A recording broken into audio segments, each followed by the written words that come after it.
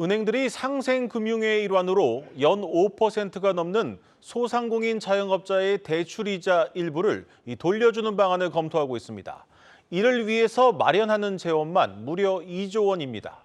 하지만 은행별로 얼마나 분담을 할지, 이 지원 대상은 어떻게 할지를 두고 벌써부터 논란이 일고 있습니다. 신영훈 기자가 취재했습니다.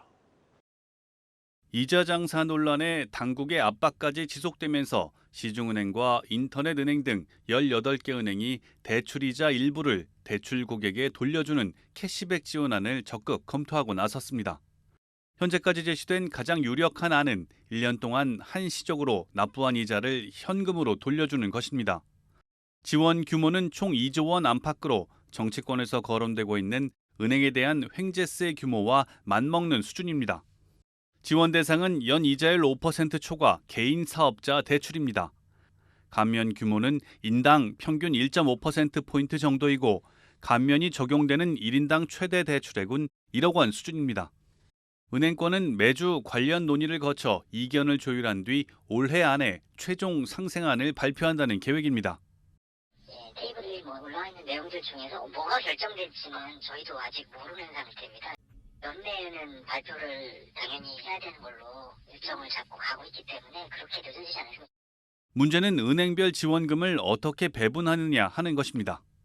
지금껏 가장 유력하게 거론된 안은 은행의 당기 순이익과 연리 5% 초과 개인사업자 대출 비중을 섞어 부담액을 나누는 것이지만 시중은행과 인터넷은행, 지방은행 간 견해차는 여전합니다.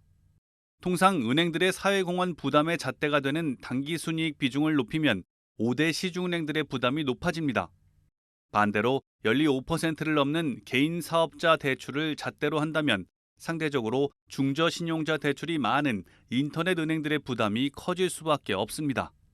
소상공인 부담이 큰 이 은행권들이 있을 거고, 그러면 그럴 경우에 이제 부담은 커지고 또 수익률은 더 떨어지는데, 이럴 경우는 그런 부분들은 시중은행들이 고려해서 좀 이렇게 배분하고 나눠가지고.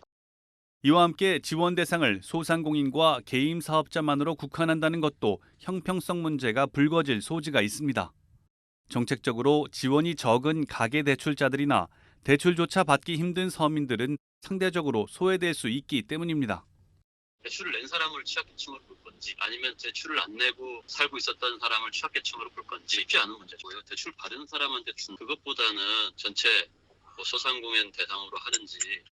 이번 은행권의 상생금융 대책이 반쪽짜리가 아닌 진정한 상생금융으로서 빛을 발하기 위해선 은행권에 좀 더 심도 깊은 논의가 이뤄져야 할 것이란 분석입니다. 한국경제TV 신용훈입니다.